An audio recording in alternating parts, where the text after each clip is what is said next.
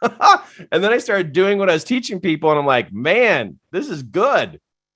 But I'm telling you what, you got wisdom locked up inside of you. But this experience right here, this one-on-one right here, boy, how much love you pour into it opens you up.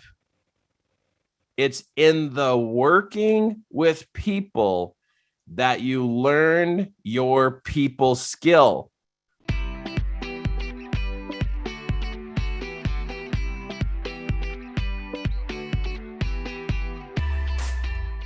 That seems to be one of the toughest things for someone to figure out is how do I talk to people? How do I share with people so that they are interested? We'll be covering a couple questions today that were sent in to be able to help you understand that. But this right here, this is only the beginning, because what happens is as soon as you start to realize that there is a chain reaction that happens, there are lots of people that you will influence because of the one person that you speak to. You see, that's something I didn't realize when I started this years and years ago, is I didn't realize that if I love on this person and I share with them and I open them up and help them, they turn around and they help somebody else. And then either that person or the next person, they end up influencing the kiddos, the little people. And I tell you what, I love the thought process that what I do ends up getting to the kids. I love that. I love that these kids get a chance to learn from an adult who has listened and has improved their skills. So I don't know what you think about the kiddos, but I think that it's like, it's the next generation. I mean, these kids are precious. And so what drives me to teach adults is the hope that the kids get to learn from them. And when I hear stories about the kids learning from the adults, that just tickles me more than anything in this world, is to know that these kids are learning these skills and this education at such a young age. So that's what gets me going. And so I visualize me teaching an individual, they share with another adult, either one of them start to teach the kids, and then those kids, they influence their friend. This is a friend of the kids. This is a friend. So this is a friend in a different family, a totally different family, who learns from the kids, who learn from an adult, who learn from somebody who I taught. This is what I do, is I think of the equations. I visualize this. I love visualizing this in the morning before I get out of bed. I love visualizing this around lunchtime. And then before I go to bed, I have to visualize that I'm going to make a difference and how far that difference is going to go. And I can keep it going. I mean, I can visualize this adult teaching another adult, which then this adult then loves on this person, and then it keeps going. I mean, I could keep the visualization just going in so many different ways, right? But it's not going to happen until I see it happening. It's not going to happen until I visualize this happening. And then it starts right here with me. And so check in with your visualization. Is your visualization, or what you imagine, is it terrible? Is it catastrophic? Is it like small potatoes? It's like you can have big potatoes or small potatoes. It's what you're going to visualize. But to me, when I first started out, I realized that I've got to use every sense I have to be able to activate what I'm going to do. All my senses. And one of my senses that I'm going to count as a sense is visualization. Visualization is going inside my mind and imagining what's going to happen.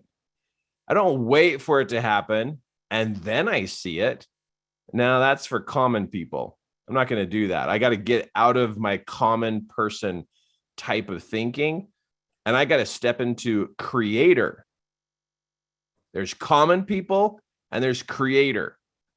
And so because I didn't know anything about marketing, I didn't know anything about, social media. I didn't know anything marketing, social media. I couldn't write an email that I couldn't even spell correctly. And so it's like, okay, I got to use all my senses. I've got to activate my mind so that it will work for me in spreading the word to the next person, to the next person, to the next people, so that this person right here wants to find me. They're like, whoa, where'd you learn this? Oh, I learned this from Kirk Duncan. Oh, okay, I got to go find this guy. Because the further I can spread this, the more the people are going to know about me, and then they're going to want to come to one of my classes. It's not for me to find all the people. It's for me to love on this person right here. It only takes one person to start this chain reaction, but I got to spread the love to this first person and really do everything I can to help this person. This right here is the catalyst. And I've worked with people for years to be able to help them understand that this catalyst that is happening here is the main thing. Because if I don't figure this out, how to really, really, really care about people and really help them, it's not going to work. So this little bubble right here, me and them, this first person. Well, that's a bright color, isn't it? Hold on. Let me change that color. That is way too bright. Let's go that. Yeah, there we go. Okay, so me and this first person, I talked to you about practicing. I talked to you about, finding that first client, or that first practice client, which can be a friend, it could be a relative, it could be a sibling, but it's best if they're 18 years or older. That way they're really making life choices. Anything younger than that, they're learning. They're not really making life choices. And so this first person, you work with them as though you are 100% invested in their life getting better. Whatever the state of your life is, maybe your life is a mess. Well, that's fine. Help somebody else help their life get better.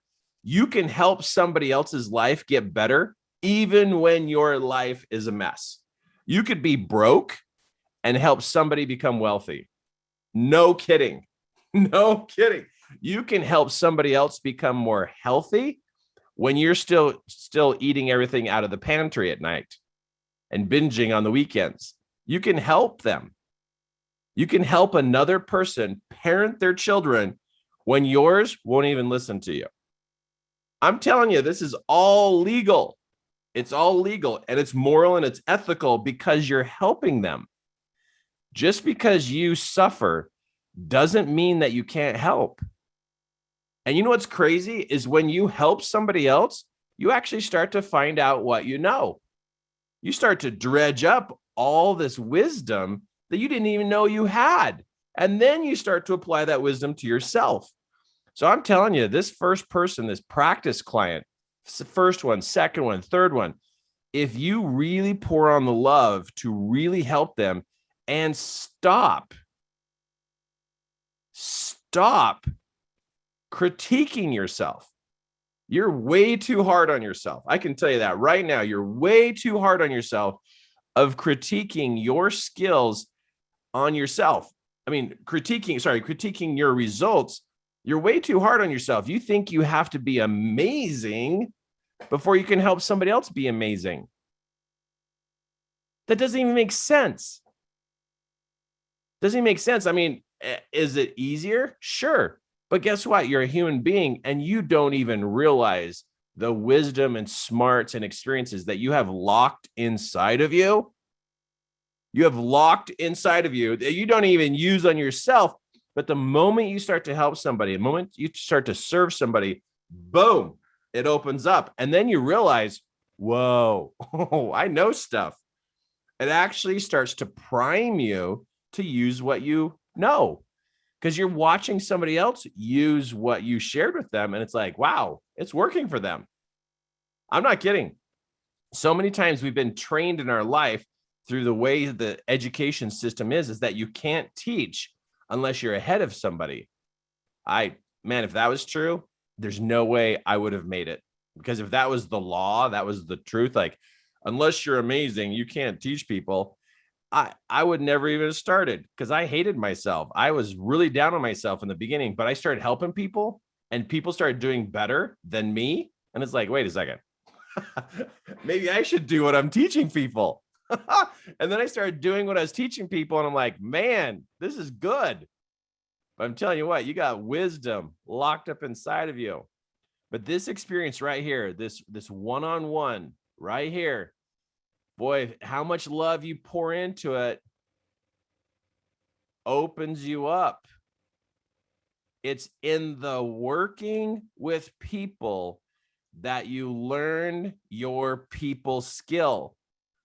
It's in working with people. So if you're still sitting at home, still trying to figure out what you know, you need to be teaching people. You've got to be actively teaching people. I don't know what to teach. Ask them. What are they struggling with? And then do everything you can to help them.